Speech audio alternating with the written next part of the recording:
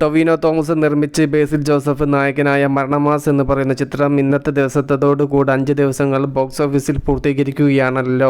ഇതുവരെയുള്ള സിനിമയുടെ കളക്ഷനും വേറെയും അപ്ഡേറ്റുകളാണ് ഈ ഒരു വീഡിയോയിൽ ഉൾപ്പെടുത്തിയിരിക്കുന്നത്. അതിലേക്ക് വരാം. അതിൻ്റെ മുന്നേ മൂവി പ്ലസ് മീഡിയ എന്ന് പറയുന്ന നമ്മുടെ ചാനൽ ആദ്യമായിട്ട് കാണുന്നവരാണെങ്കിൽ സബ്സ്ക്രൈബ് ചെയ്യുക. തിങ്കളാഴ്ച 4 മണിക്കാവുന്ന സമയത്ത് ബുക്ക് മൈ ഷോ ആപ്പിൽ ചിത്രത്തിൻ്റെ ടിക്കറ്റ്സുകൾ എത്രത്തോളം സോൾഡ് ഔട്ട് ആവുന്നു എന്നറിയാൻ വേണ്ടി ജസ്റ്റ് ഒന്ന് ചെക്ക് ചെയ്ത് നോക്കിയപ്പോൾ 2400ഓളം ടിക്കറ്റ്സുകളാണ് പെർ അവറിൽ ചിത്രത്തിൻ്റേത് ബുക്ക് മൈ ഷോ ആപ്പിലൂടെ മാത്രം സോൾഡ് ഔട്ട് ആവുന്നത്. 5-ാം ദിവസത്തെ സിനിമയുടെ ട്രെൻഡ് കാര്യങ്ങളെല്ലാം വെച്ച് നോക്കുന്ന സമയത്ത് സിനിമ ഒരു ക്ലീൻ ഹിറ്റിലേക്കാണ് പോകുന്നത് എന്ന് വ്യക്തമാവുന്നു. സിനിമയുടെ കളക്ഷനിലേക്ക് വരുന്ന സമയത്ത് ആദ്യ ദിവസം കേരളത്തിൽ നിന്നും 1,01,00,000 രൂപയായിരുന്നു ചിത്രത്തിന്റെ കളക്ഷൻ. 2-ാമത്തെ ദിവസം 98 ലക്ഷം രൂപ.